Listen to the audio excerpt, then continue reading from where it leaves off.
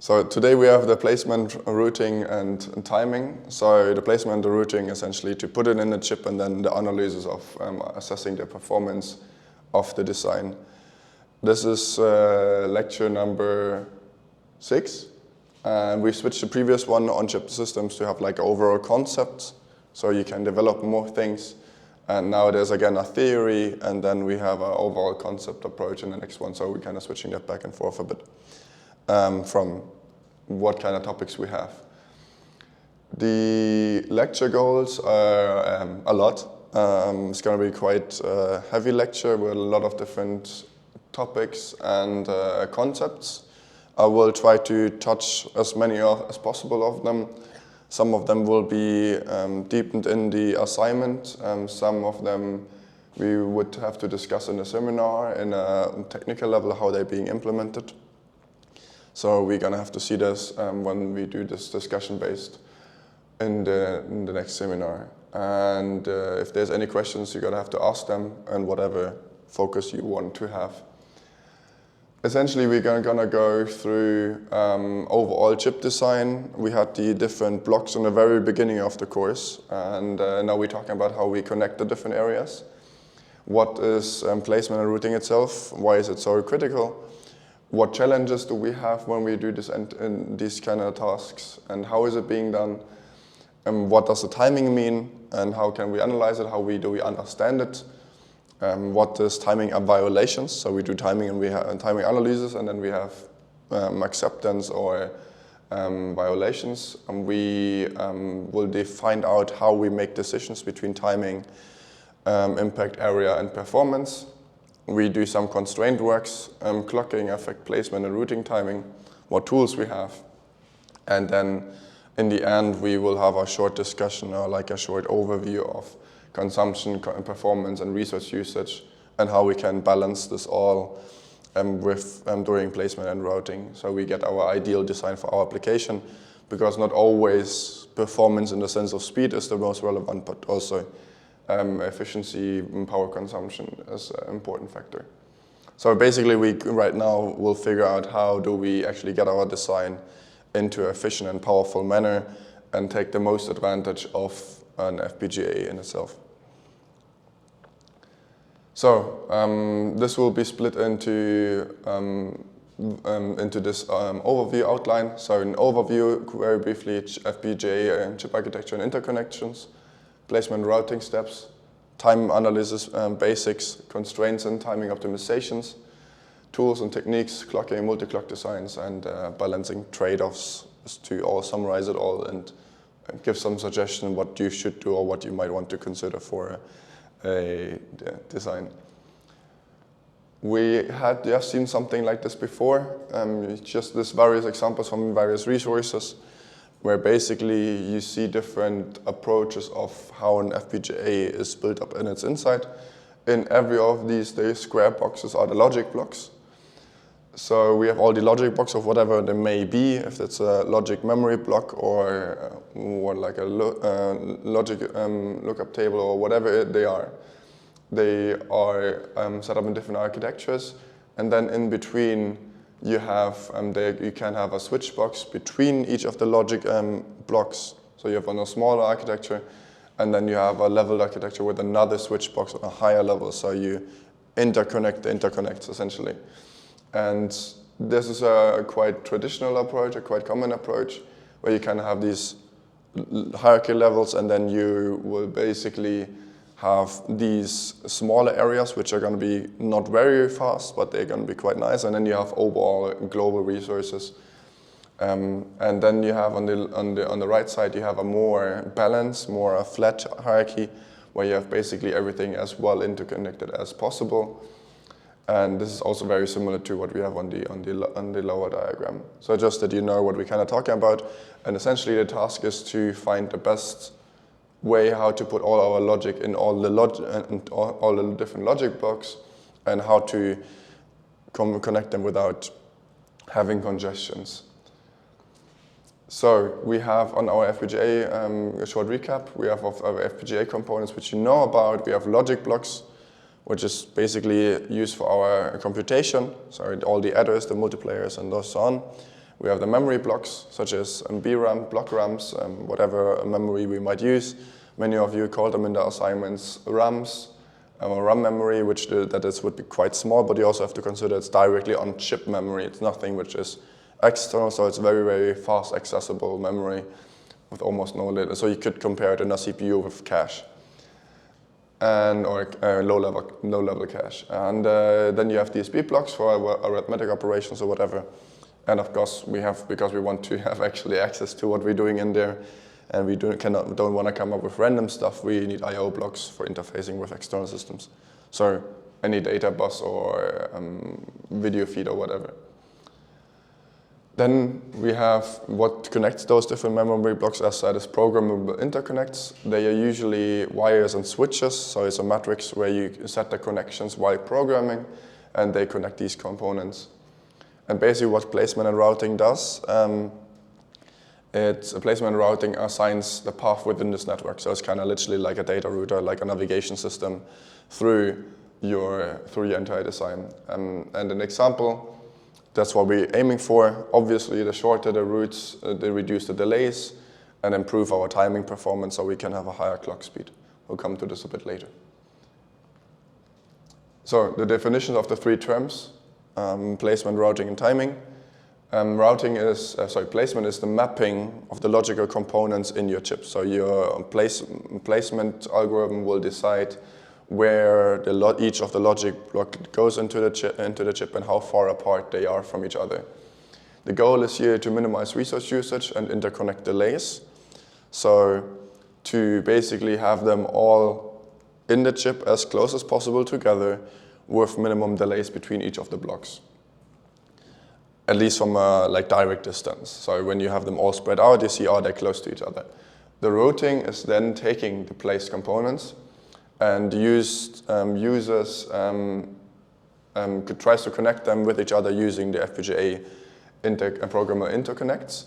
It may, however, also go feedback to the placement and say, hey, I can't route through here. This is too congested or too full in this domain, or can you place this somewhere else? And then it will try the routing again. So that's a feedback loop which does not have an immediate solution. So this also takes then a while, of course, to find then a routing algorithm. You know that searching graph algorithms, graph search algorithms, those kind of algorithms can take a lot of time. And this is basically the goal, is establish efficient signal path while avoiding congestion. So you do not want to have too many paths in one area, otherwise you're going to run out of interconnects in this area. So you want to spread your design while keeping it as close as possible together. And then basically what assesses how well the placement and the routing worked is the timing. And that basically ensures that all signals meet the timing constraints. What that means we're going to come to in a second. But essentially it means that we that the real signals reach within a certain set amount of time.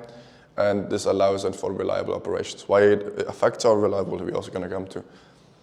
And then basically this way we can maximum operating frequency and minimize violations, such as the signal not reaching in time, which would, of course, when a signal doesn't reach in time, it means that we would get a wrong signal in the next operation, and then our entire algorithm wouldn't work anymore. Overall objectives, as already kind of touched right now, we want to minimize the delay. So shorter signal path, reducing propagation delays, and it's critical for achieving timing. So the shorter the paths, the better it will be. This also will allow us to maximize performance. So we want to have optimized routing and placement. We want to have everything as close as possible, because this will then inevitably allow us for higher clock speeds. And especially the placement algorithm is important for better resource utilization. So we do not have everything spread out. The further we would also spread out things, the more interconnects we will use again, because everything is so far away from each other. So that's something to consider. So this is really important for the performance. And then in the end, everyone, when we achieve design constraints requirements, on the one hand side, we need to achieve it's a constraint because we need to achieve it because it wouldn't fit into the chip, but also it's a requirement, whatever we have set as clock speed, as throughput, as performance, as latency, or whatever it is.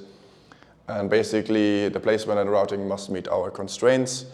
Otherwise, our design will not work, and we need to basically achieve setup and hold timing, skew, and fan-out limits. So basically, these terms mean how long does it take us to hold a signal, how long is it to set a signal, how long does it hold, how is it shifted, and then basically our fan-out limit is how many connections is my connection being connected. So is it connected to one other logic element, to 5, to 10, and so on, and we want to keep this one at a certain balance where it fans out, but it also does not have a forever long path. So we want to find the ideal balance between parallelization and sequential design. So challenges and strategies. We have, as said, congestion. Obviously, we have overutilization, so we run out of resources, at least in a certain area. We will have routing delays, so we want to avoid our timing. And then we can do, we have manual interventions where we have how we can resolve that.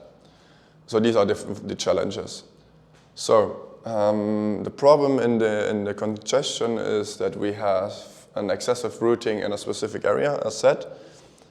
And this causes delays or unroutable designs because we have so much in there that we run out of interconnects, or that we would have to go around the entire design to reach another design block. This would lead to a very long path.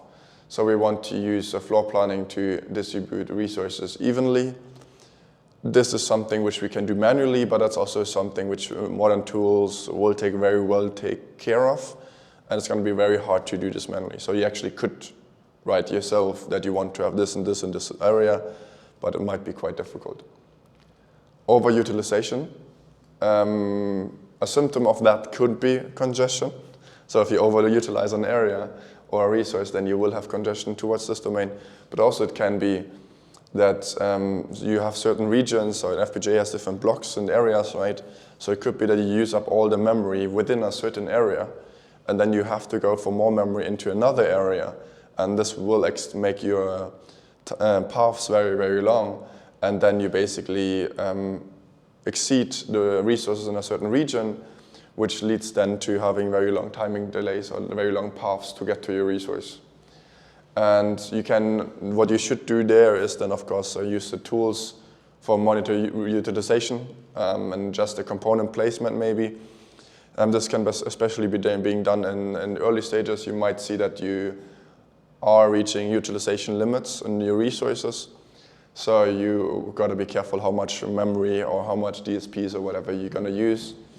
And this you already see in the synthesis when you would do it in between before you have started optimizing even. And if you see that you're going to go quite high in a certain domain, you should take care of where my different blocks are and keep an eye that your performance is being achieved. And then routing delays, I guess, is both again. Routing delays, the causes for that can be overutilization and congestion. So you have long signal paths cause timing violations just because it takes so long to get somewhere. Then there is various options. Of course, you can write better code. We're going to come to that. How you can improve that. And of course, the other part is you can constrain your critical signals with tighter timing budgets. So you tell your synthesis and place and route tool, this path definitely cannot take longer than this and this. But what you got to consider is you might have to give them another signal, more room. Otherwise, you will constrain something which is already quite constrained, and something else will fall off the cliff essentially. So you have then to analyze, where can I give the design somewhere else some space? Where do I have maybe some margin? Because these days, these things are going to be quite balanced already. So there's hardly one specific outlier, and there's going to be many, many others coming after this. So what you probably should do is finding ways, where can I give the design more space in itself, more resources, more options, so that your placement and routing algorithm can actually manage the things a bit nicer. So this you can do, for example, by changing your setup times and hold times, or giving a signal more than one clock cycle to reach the destination. This will come in the constraints.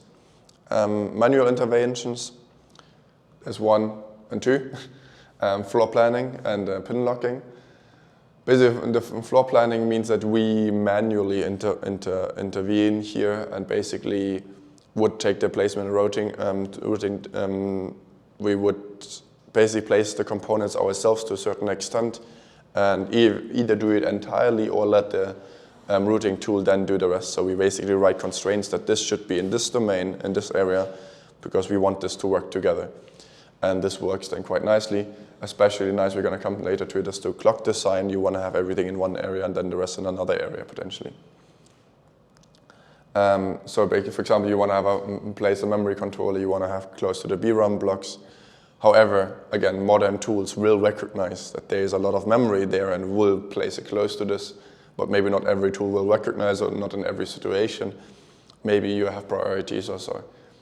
So this is something to consider, but it requires a lot of experience and expertise. So this is quite extensive and takes also a lot of time. The further you go in FPGA development, the more time you will need for the last steps. So writing up the code is one thing. Simulating takes a fair amount of time. But then synthesis, okay, that can take some time if you have some compiler errors or whatever, so you might want to do that in between every now and then. But for placement and routing, if this starts to get critical, if this starts to get difficult, that you reach the chip resource limitations, then mitigating all these kind of things and applying them, that will take a significant amount of time, may even take more time than you took for doing the rest of the design, especially if you use pre-created design blocks. You just put your design with these blocks that full. Not just only because you may not understand everything, maybe you've written them in the past yourself, but just diving in there and understanding where is everything, how does it work, might take time. And then of course, then you have of course pin locking. That is quite nice, especially if you need high-speed communication to the outside. You can assign certain I/O pins to your design. So you want to have maybe your I/O pins very close to your output. So you want to have your design close to your I/O outputs, so that you have very low delay there, and maybe you can give the rest of the design some more space, some more time by doing this. And then of course you would have at least the interface to the outside very reliable. You can come up with various strategy. Maybe you want to just have this working very reliable, your external resources, and internally you can come up with some error correction or whatever. Who knows what ideas you may come up with. Why would you not pin lock a signal? Because you usually you have a physical, a PCB, which you have some device connected to the FPGA. Yes. But you will lock it. Why would you not have it locked? First of all, I would need to, maybe I'm quite free where I want to have my signals assigned. So that might not always matter, or I have not done it, or the tool thinks for whatever reason that, let's say I need the pin. So this is something which should be decided very early, so that I look at my FPGA layout and say, these connections I want to use for something which has a lot of memory access or whatever, right? Then I want to have my PCB design this done like that it's going to be close to memory blocks. But if I don't do this, I might have done an early wrong design choice, that I used the pins exactly on the other side of the chip, and that's going to ruin, of course, my timing in a certain way. And that's something which I have to consider, and maybe I have no other way than separately locking, even though it doesn't make any sense in my design. So it's a bit of a this is something which I would look very early into, to be honest. But 99% you will have pin locking, basically. I mean, automatically almost. The tool will logically say I will use the resources close to my pins, most likely. Although these paths are also quite reliable, higher quality if you want so, to the output resources. But it's something, when you use all the pins, it becomes difficult. So you might want to lock certain pins, but not others, or something like this, or have specific paths set up for when you really come to the limits. Then you're gonna have to trade off for that. Timing basics. So basically, all these lead to some kind of timing problem. Didn't know really how to introduce this one by one, but basically, timing basics, as I think it is clear, ensuring all signals and meet the required constraints. You want to have your signals where you want to have them at the time you defined. Because this has two parts which are kind of dependent or like related to each other, but essentially it's operate reliably if you do not achieve your timing closure, so your timing is not reached and paths meet the timing constraints, avoid functional failures. Basically, if your signals do not reach in time, then you have timing failures, and you want to have a timing closure, so that every signal is closed up in a certain amount of time. This will make the design very, very reliable. Then we have the, which has to do with this as well, when I increase the clock frequency, I will have less time, which basically would reduce my reliability. But first of all comes signals propagate in sync with my clock cycles if I have a synchronous design. So if I have a certain clock frequencies, I want to have that my signals reach in time, which then affects the paths and the timing closure requirements, and that affects my operational reliability. So this is something to realize. Basically, if you increase the clock frequency of your design, you may lose your operational reliability. And if you, on the other hand, if you reduce your clock frequency, you might increase your operational reliability, but you will reduce your performance, depending on your design. How can we analyze the timing? The most commonly used tool, which also we recommend. You can also maybe do some placement routing simulation with some of the tools. But the easy one is to do static timing analysis, because this will just literally evaluate timing of the design without running a simulation, which is great. So we do not have to run through everything. But it does this by analyzing each path and ensuring the signal arrives at the right point, at the right time, at the right points, relative to the clock. How that works is quite simple. We have here our design is already set into paths, and we have the placement and routing done. Or maybe in a synthesis we have it on an overall level without the placement and routing considered.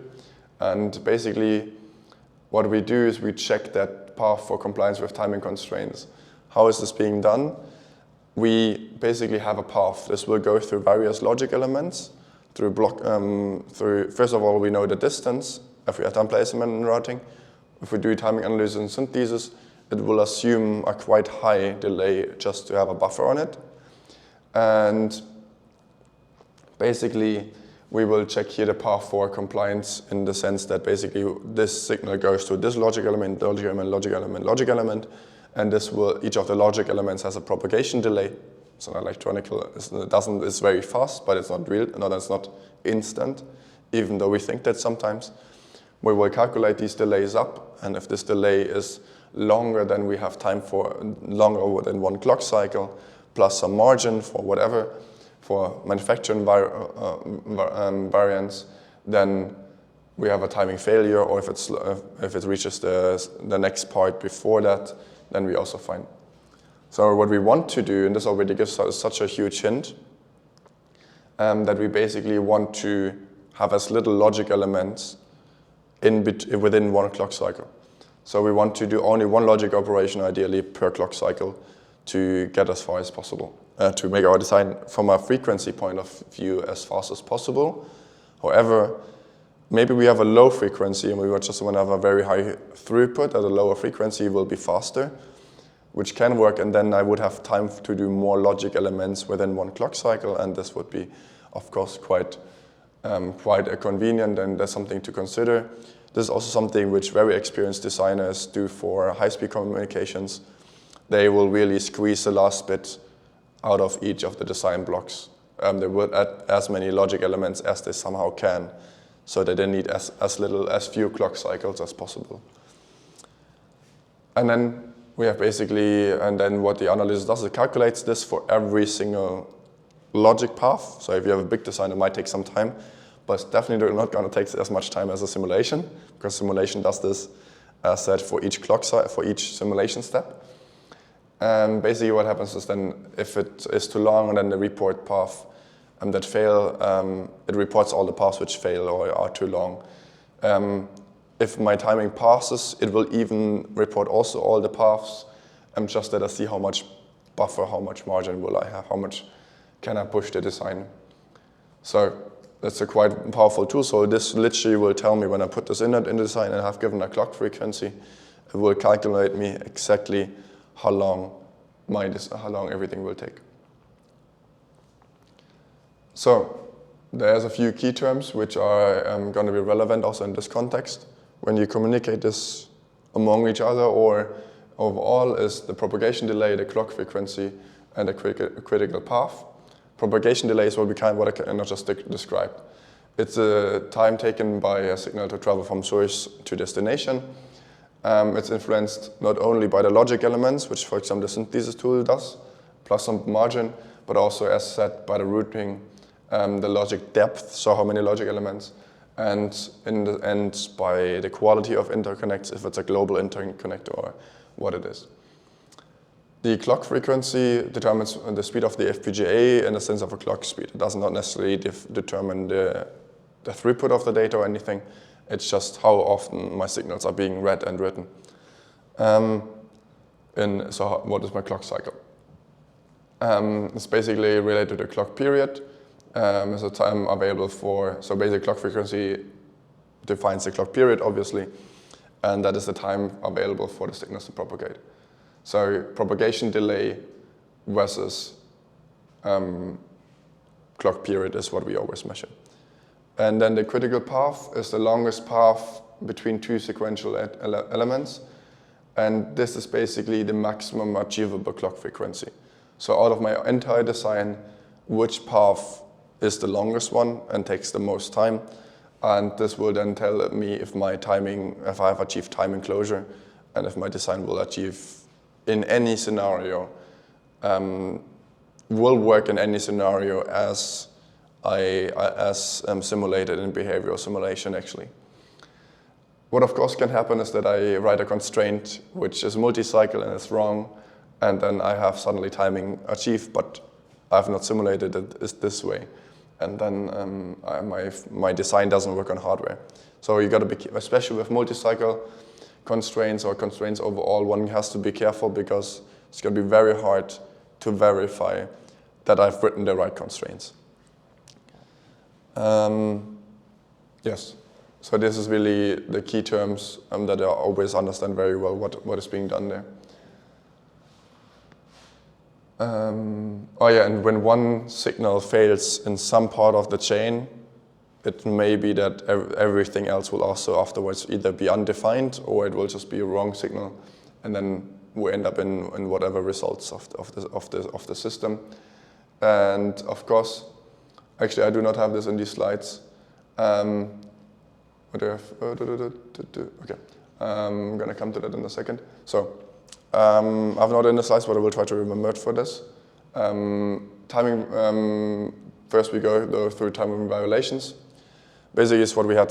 We have timing closure. Timing violation is happens when we do not achieve the clock period, when the propagation delay is longer than the clock period, or we fail to hold a stable signal after the clock edges. And this will be that we have two times. We have a setup time violation, so that the signal arrives too late to be captured by a flip-flop before the clock edge. So basically, we have the signal coming through, but it only arrives like after we have already read it. Then, of course, we will have a wrong signal on the line, and the data may not be registered correctly, causing instability. Maybe we even have and the data not registered may lead to just being buffered incorrectly, or it might also just put us on a decision tree in a state machine in a totally wrong state, and then we end up our system being broken.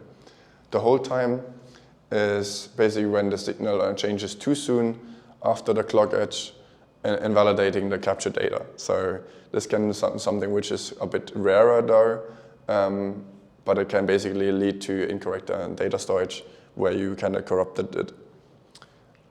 Why would a signal change too soon? That's a complete programming error. It's you can't make it too short signal routes. It's a good question. I was just thinking about the same. Maybe there's like a combination of different timing issues. It can be something in this sense. It's definitely a case in clock domain crossing. So if you have different clock domains or different clocks run at different times, it will change at a different time where you expected it. And if you do that in the wrong timing or you do not do the crossing properly, then you have here a failure. There should also especially with interfaces, when you have pins, signals coming in and they change too soon before I've even read them.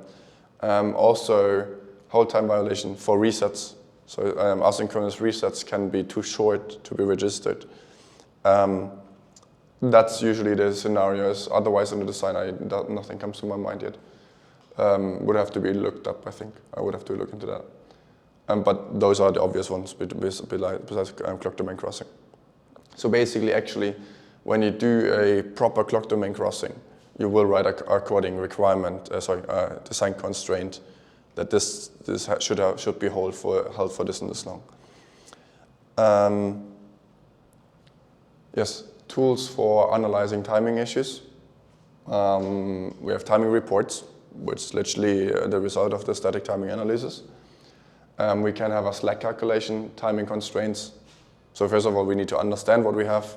We can calculate some more things, and then we have timing constraints, which will help us to write how we mitigate the things. As I said, created by the FPGA tools usually provide details on critical paths, slack, so time margins, and failing paths. So which paths are the slowest ones, how are the overall time margins, and do I have any ones which already exceed my results? Or maybe even tell me which paths I cannot route at all because I'm running out of resources around this chip when it interconnects and cannot reach it at all. Slack is basically, the setup slack is the clock period minus data arrival time plus setup time. So basically when the time arrives and how long my signal needs to get in the transistor up. And that's basically then the remaining time. If I have a negative slack, so if this time here and the data arrival time plus setup time is longer than my clock period as set, then I have a negative slack and then I have a timing violation. As indicated by kind of below, we want to be always smaller than our clock period. And then we have timing constraints, which basically I can say here I want to be faster. I want to have on this signal route, I want to be within time. Then I can write a constraint. It has to be there in this clock cycle, which the tool will anyways try to do. But if I specifically write it down, it will prioritize this signal over another one, and other signals might fall off the cliff. So usually the tool has the best solution, but maybe I just need 1.5 or some more margin on other signals, and that's what I meant before. If I add a maximum delay, if I constrain the design more than the tool has set, depending how good my tool is, this might work because maybe the tool has not seen a solution for it. But the risk is that I end up over-constrained. So if I set the first signal, which has when I have just one signal doing a timing violation, it has a negative slack, and I constrain it to a maximum delay of within the clock period. And then I do the timing analysis of the place and route again and do the timing analysis. And then is a high risk that I will have more signals actually having a timing violation, but less. So I might have just like a nanoseconds less negative slack. Does this really help me? Maybe. Maybe some of the design signals I can put into a multi-cycle, but if I do not give it more space in the sense of a multi-cycle or say these violations are fine, then my maximum delay will lead to an over-constrained design, and I get nothing out of it. I might just make it worse because I do not leave the tool the room anymore to optimize design accordingly. So what is very important with constraints and with overall design actually in FPGA when you have timing issues, give the tool as much room for free trying out as possible. on many Xilinx devices, like a small anecdote, on many Xilinx devices you have URAM and normal BRAM, and so you have different RAM types, and I can specify this in my VHDL code or wherever, that I want to have this specific RAM or memory type used because that would boost my performance in some way or whatever. But maybe I have not thought this fully through or whatever, and I will overutilize them, or it doesn't make sense from the placement and routing, and it is the fastest memory type, but the entire propagation takes so much longer because it's on the other side of the chip or whatever.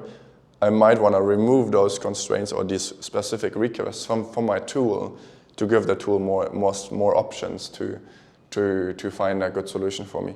So it's something really to be careful about. Maximum delay can be something useful for some paths, but it will always lead to other paths being more delayed as well. And then we have timing constraints, basic input for placement and routing, and time analysis tool to meet design objectives. You will always have timing constraint, one or multiple depending on your clock domains, which says which clock frequency am I running at, because that's the input for the analysis, how to work. Of course, also the pin out. So in the constraints, there will always be your pins assigned and your clock frequencies in plural, because you might have multiple clock domains. And this, of course, on the minimum, and then if I have timing problems, I might want to look into timing constraints itself. Of course, there can be graphical displays of timing paths to identify problematic regions. So I can open up my tool and see all these paths are delayed because they're super congested here, and then I can see, and maybe I want to actually manually place it somewhere else or whatever, or change my pinout or whatever, right? So this can be quite useful. And actually, it's something to be tried out, especially as when you have already constrained a lot of things yourself. It might be mind-opening to see this and this specific memory utilization which I assigned leads to congestion. I have to lift this. So it will allow you to do targeted lift constraints from your side, so you can have more space, but you do not have to give up any other constraints. Time constraints it's quite tiny. Well, I try to have some stuff there. So clock constraints involves specific frequency of the clock driving the signal. As we said, I want to run this clock at this and the speed. Helps to calculate the clock period and evaluate the setup and hold times. So this is basically what every timing analysis will need. That's what I already said before. So just for information, the examples are, you're not going to write it like this. We're going to have in the seminar how to write the constraint file. But it depends on each different tool. We will, of course, focus here on Vivado again. False paths. You always will have here like a small logic, which hopefully tells you the thing. So basically you have a clock, a data path, and then you have a clock, whatever clock, debug logic, debug register. And then you can go back into logic, but that might be a false path because you just want to have this one for debug. So you can declare that. Again, this would give you design space, because that means paths do not affect the functional behavior of the design. For example, paths between debug logic or asynchronous signals, which I might just not need, and that basically declares false paths, prevents the tool from wasting effort on optimizing them. I think that's quite clear and quite descriptive from this point. So just to phrase it a bit differently, I can tell this path is not relevant, do not follow it, and because we will just constrain it, and I do not care what timing I have on it. Maybe I'm just routing this signal out and I put my signal analyzer onto it. I can analyze that select myself or whatever. So just route it as whatever you want around the entire chip to my pin. Doesn't matter. So that's quite useful. That's also a way to get space. Multi-cycle paths is the one in your design when you have no false path, no path exceptions or whatever. That's the most powerful tool. Multi-cycle paths is very similar actually also to pipelining. Although pipelining is a bit more effort, but achieves higher performance after all. It's also better, easier to verify. So basically, multi-cycle paths will allow you So basically, if you have a logic going through register, register, or logic, logic, logic, logic, and output, and you see here the clock signals, the small ones. So I would need longer than one clock cycle. Then I can tell my constraint tool and my constraints that pass-where signals take multiple clock cycles to stabilize. So, so basically, I give that through, and then I will not consider the first clock cycle or the second clock cycle.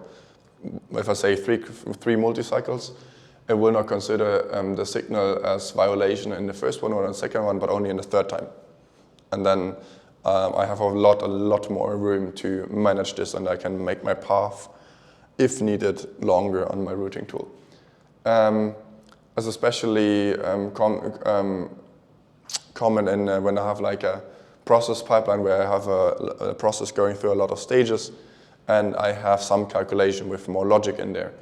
And I know I do not execute this pipeline every clock cycle, then I can give it multi-clock requirement, multi-cycle path, and that will relax the specific paths, not only for this pipeline stage, but for all of them. And then I have a lot of space, and will actually ease my timing constraint. So it's a timing constraint which constrains the design less.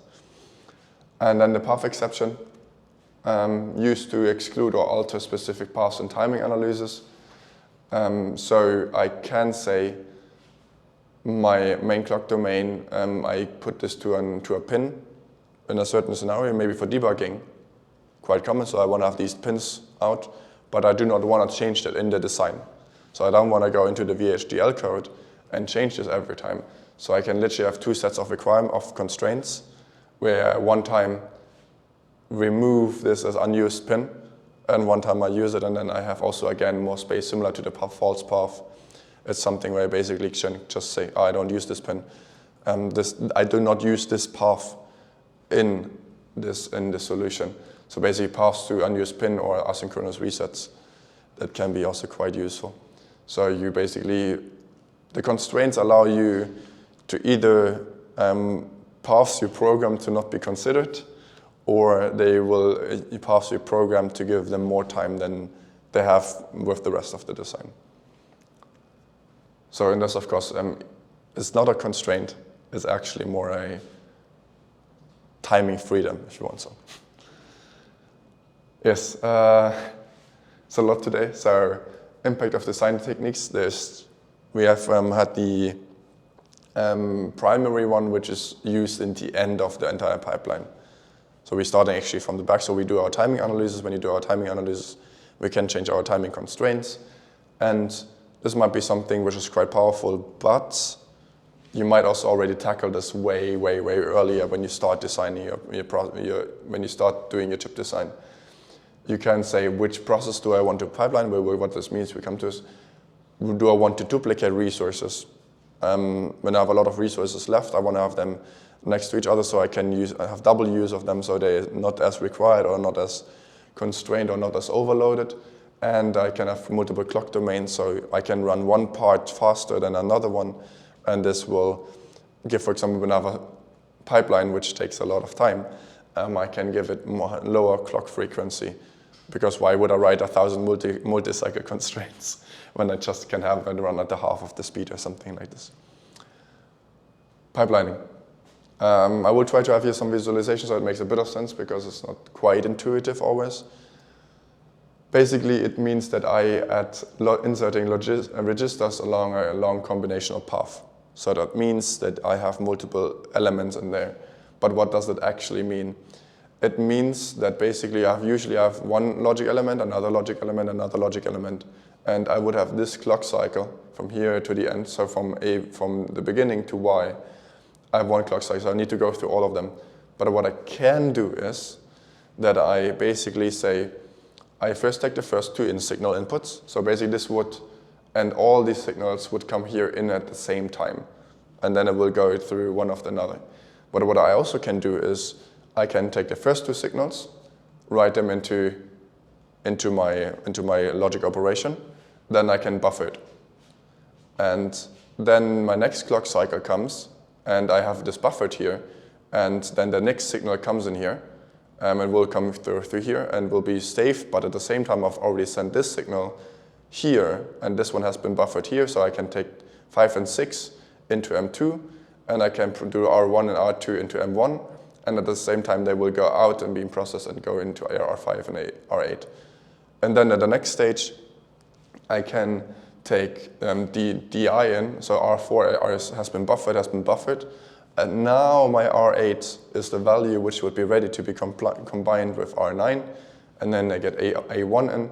So in this case, I would need 3 clock cycles to get through it, but also each of the clock cycles is much, much simpler, so I can increase my clock frequency. And especially if this would be the only path in my entire design, this would be brilliant because this will keep my clock frequency high, and I can have a much, much higher processing speed. So it is something which also will be coming in the assignment to be implemented, because it's a very fundamental principle.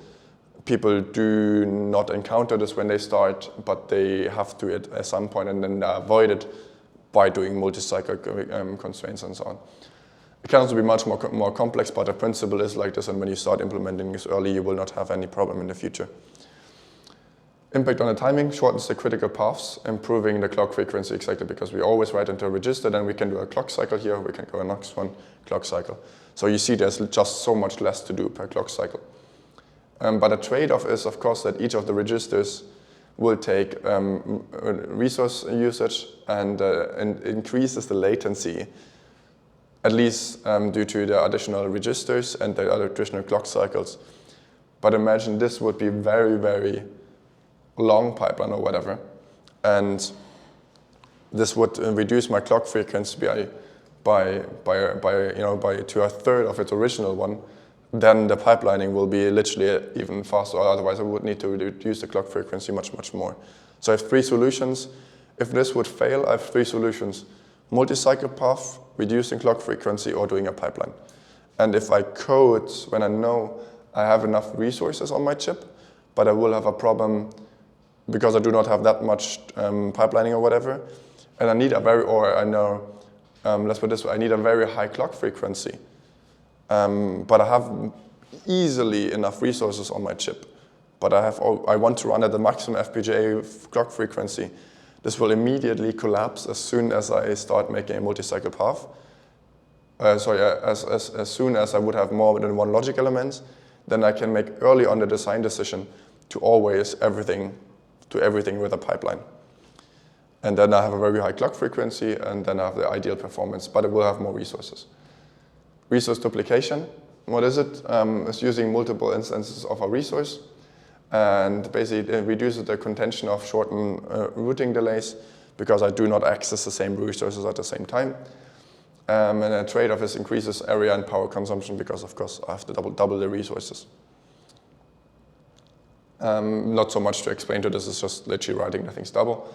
Multi-clock domains, that's going to be something which also comes in the assignment.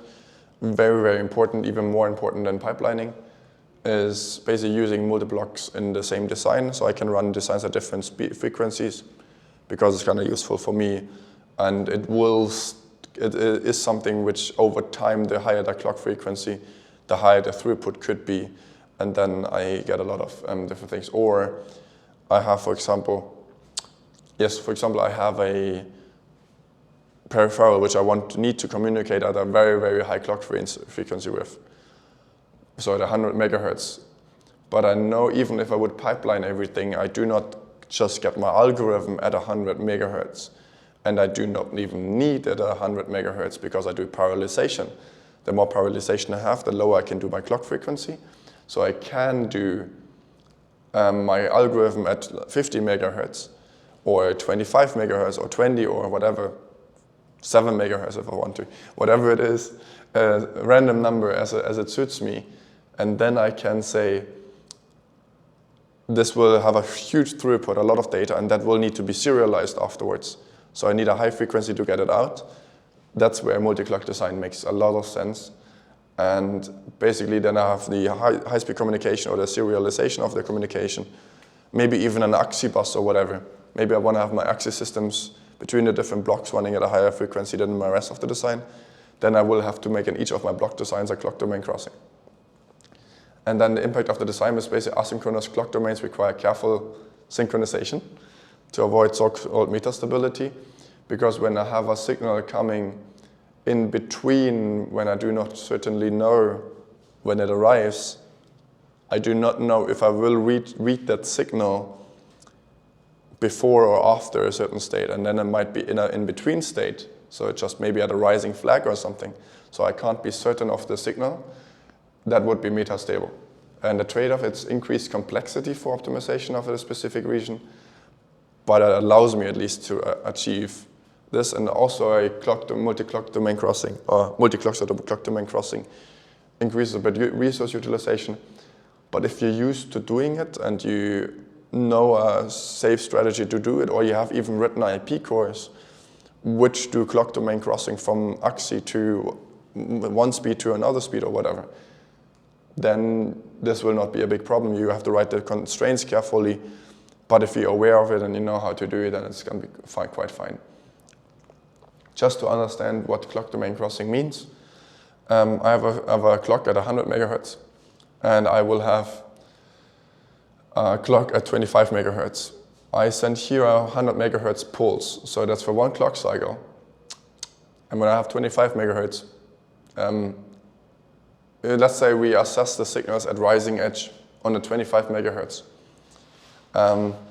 So the signal comes here. There's no rising edge. Here's no rising edge. The rising edge comes all over here.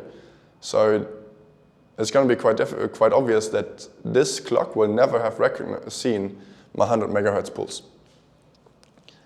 And what you can then do against this is that you basically had to stretch your signals in the clock domain cross artificially longer, and then you basically set it high, and then it will remain high, as kept high, and then at some point your 25 megahertz one will realize it, and then you can set it back down. So basically, you need to keep your signal kind of more than one clock cycle long high on the on your 100 megahertz clock to achieve the 25 megahertz signal detection. Yes. Now we come to the end, I think. Yes, wonderful. And I forgot what I wanted to say before. Well, can be asking questions if we come across it.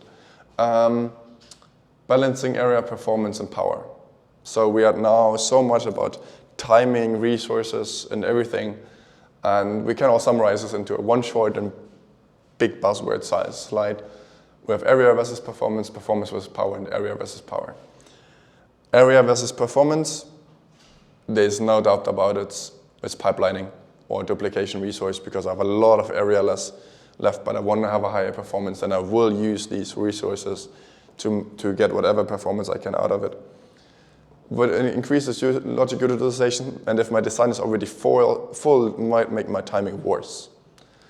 Depends on the vendor, depends on the chip, and so on and so on. So it's a general rule, but when this will start to happen, at which resource utilization, that depends strongly on the algorithm of the logic of the replace and route, on your device, and all these kind of things. If you have a device which is massively made for these kind of things, it has a lot of interconnects, then you will be fine. On another device, you will have problems. So there's something, when this becomes a problem, from when you use too much logic and it affects the timing, that depends. But it's really important here to have pipelining or duplication of resources will allow you to achieve your timing targets, to achieve timing and timing closure. Performance versus power. High clock speeds improve performance, but also increase power consumption. I think that's obvious, because on every clock cycle we will have a signal change, and every signal change consumes power.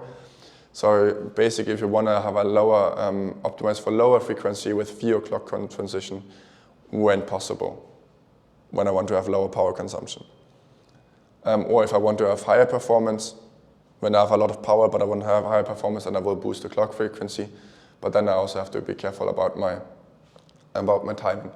Area versus power, it's just obvious, and that's basically the opposite versus area versus performance.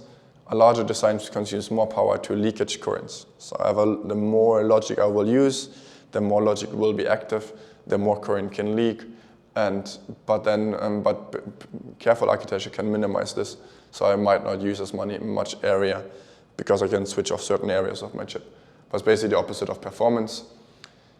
Performance says use more resource for pipelining, makes it faster, power efficiency, reduce your clock frequency, and use as many logic elements in one clock cycle essentially as you can.